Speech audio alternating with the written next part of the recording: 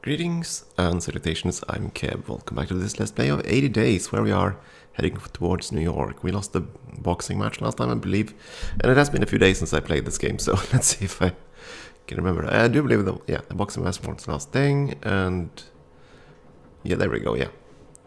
I awoke, still smarting from my boxing match with Sullivan, and my master most generously decided he would fetch breakfast. You're most kind, monsieur. Indeed, he replied. And we cannot have you dropping the tray. He returned with black coffee and well-buttered toast. A most considerate choice to bring to a Frenchman. Or at least so I thought, until he began to eat the toast himself and drank the coffee in a slurp. We arrived into New York later that day. I struggled to lift the cases with my tied arms, and we staggered off the train. Relations with Fogg have deteriorated slightly. Oh dear. So let's see here. There's not much more to be done here really. We're just on the edge of our trip now. Then we might as well sell that. We aren't going to need it.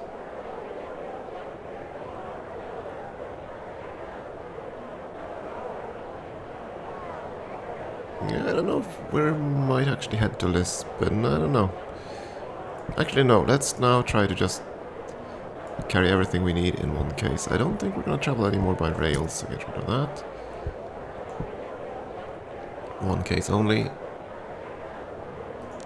Seems fine. And we'll have to explore, I believe, because we don't have... Right, the only route we have available is back to Atlanta. And that ain't gonna fly. So, exploring it is. Way into the night. Wait a second. Why did you explore a route from Winnipeg?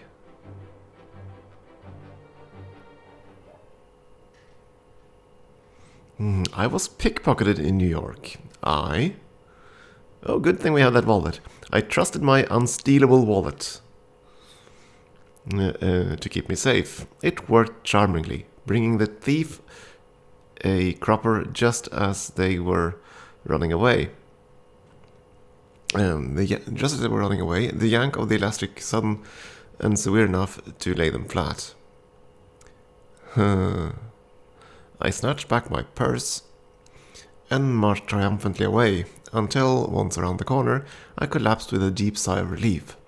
A valet who loses his wallet is no valet at all. The shock passed, and I made my way back to our hotel before anything more untoward could befall my delicate person. Relations with Fogg have strengthened slightly. Well, that's good, I suppose.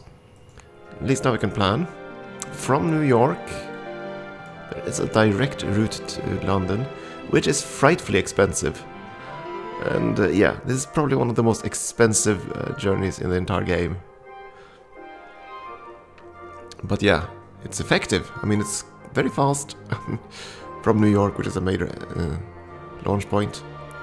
And if you fail this, you have to find some other way to cross the Atlantic, or you have to risk going through Reykjavik, which is, as you can see, considerably cheaper, but won't allow you any luggage whatsoever. But of course we are very well off. So yeah, we'll be traveling in style tomorrow. First though, spend the night.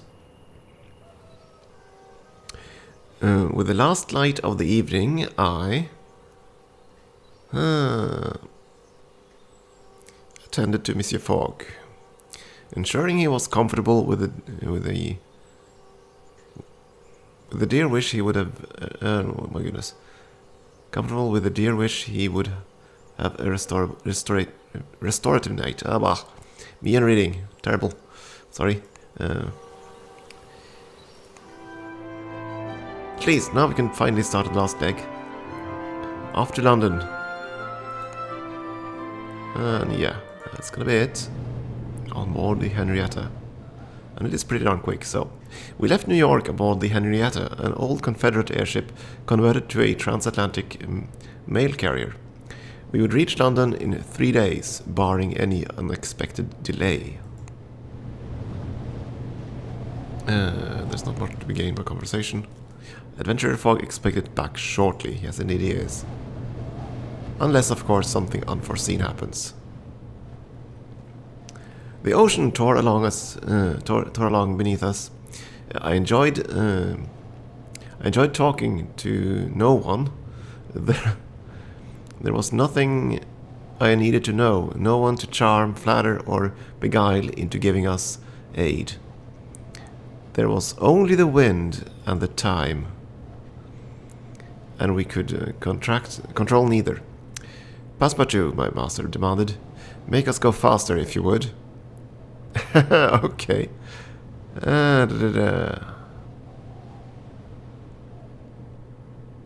Make him go faster. Let's see then. I approached the captain.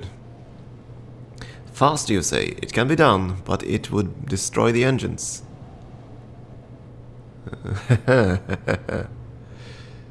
So here's the thing. Do we want to risk this? But then again, Fogg demanded this, so then we will buy the ship. The man laughed. Quite some gentleman you are. Say £7,000. We can afford it. Sure, I paid. What good was our money now if we lost? Then we have a deal. The captain pushed the engines, all but turning the airship into a ball of flame. We tethered at the airship dock in Hyde Park and felt for the first time in 57 days the feel of English soil under our shoes. At long last we had returned to London, and in good time to win the wager. Yeah, it really wasn't necessary. I mean, £7,000, that's more than we actually gained from the wager, I think, so... But still, we arrived there safe and sound, and rather much faster, I believe. Which is fine. And we did obey Fogg, so our relations didn't go down. And there we are, back in London. Completed the voyage in 59 days. And we still have quite a bit of funds available. I mean, we spent a fortune crossing from New York to London. The end stage is by far the most expensive. So if you haven't made money by then, you'll find some alternate routes that aren't, well, not quite so fast. But they work too. At any rate, we have completed our journey. I seized my master by the collar and threw him into one of the steam carriages idling on the banks of the Serpentine in Hyde Park. To the Reform Club, I shouted. Throwing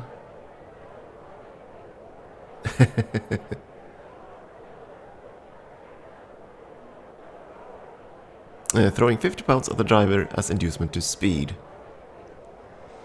And you'll have another 50 when you arrive. Now drive. There's no need for such unseemly haste, Passepartout, my master noted, but I was a man possessed. The streets of London seemed... oh my. Comforting and familiar. As they hasted past my well-travelled eyes, the carriages were mostly horse-drawn, and gas lamps rather than electricity lit our way as we raced down Pall Mall. Pall Mall. I have no idea how they pronounce that. Their main street in London. The carriage barely shuddered to a steam-hissing stop before I dragged my master from his seat and up the steps to the imposing doors of the Reform Club. I released him only when we reached the great saloon, where my master's erstwhile friends stood from their chairs, gaping in an attitude of great shock. Monsieur Fogg only straightened a little and said, in his calm voice, "Gentlemen, here I am." The room erupted into cheers. Where had the crowds come from? Had they followed us inside from the street? I had scarcely noted them. I realized, as though a spell had suddenly broken, that my master had won his wager of £20,000, which was almost as fun as we had back in New York. With the £4,000 we began with and our remaining funds, it was a profit of over 19,000. Hardly a meager sum. My heart began to beat again, and I saw for the first time... there we go. The heavily moustached man serving drinks behind the bar. None other than Monsieur Fix. He nodded to me, silently. One rich manservant to another. I pushed my way through to Monsieur Fogg, who had nearly been swallowed by a congratulatory crowd. "You have won the bet, monsieur," I told him. And seized my master by the hand and shook it.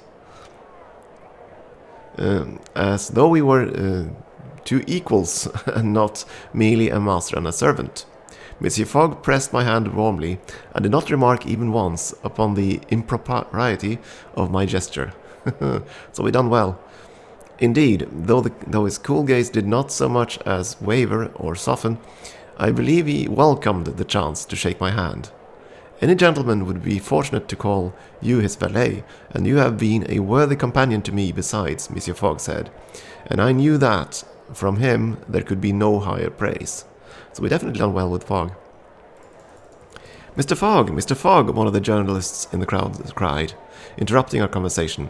What next for the great adventurer Phileas Fogg and his loyal valet Passepartout? My master looked at me. I returned the glance. I have always wondered what is at the center of the earth. I looked around at the faces of the astounded crowd and quirked an eyebrow. Anyone care to take a wager? Monsieur Fogg refrained from rolling his eyes. I believe, he said with great deliberation, that tonight I will have supper and go to bed. Come, Passepartout, it grows late. Yes, Monsieur Fogg, I said, and followed. Your journey around the world is complete. Only the first one, though.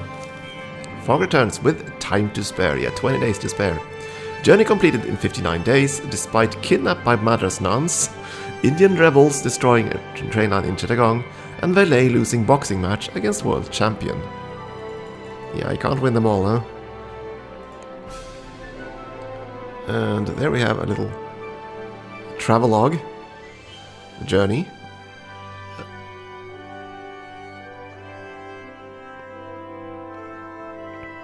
And also the exact route we took. I believe it's painted on the globe.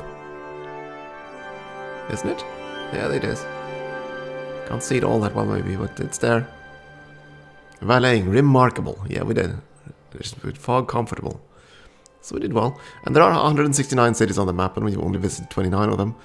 That goes to tell you just how many adventures you can explore in this game. There are a zillion of them. I mean, we encountered a few of them, like the one in the nuns in Madras. We didn't pursue their agenda. We had the mechanical thingy-mob in Rangoon. We didn't pursue their adventure either. We heard about the robot driver in Izmir, which we didn't explore, and so on. There are quite a few of those. So there's much to explore, and the game has a ton of replayability. So I do recommend you pick it up at some point if you want to, because it is, yeah, the adventures are quite fun, some of them. And again, the last speech there did refer to Journey to the Center of the Earth, another of Verne's books. And though we didn't directly encounter any of them in this playthrough, they are here. You have to find them, though. That's part of the fun. To find Captain Nemo, to find the way to the moon, which is actually possible. You can find the way to the center of the Earth, and quite a few other locations besides. And we did see a few of the cities when we traveled through it, like Machu Picchu. That's not exactly a place that was a common place to travel back in the 1870s, so yeah. There are quite a few of those places too. We didn't encounter too many famous persons, I think, but they are hiding in the game here and there. So yeah. And of course, as soon as you complete a journey, it scrambles the resources on the game. So we started playing on chapter 1, as it's called, the seed. And next seed will be chapter 2, and then it goes up to 8. So the items will now be different. The links will be the same, but I think once you hit chapter 3, you can start going, instead of going to Paris, you can go to Cambridge at the very onset. And there are a few other paths that also open up as you keep playing the game. Like, I don't know, Zurich I think opens up in the second or third pass. And some of the other paths, from Yokohama to Honolulu, I think requires later seed, that sort of thing. So that's also replayability. At any rate, that's going to be the end of this playthrough, I think. We've completed the journey, and I hope you enjoyed this little trek together with me. Thank you for watching.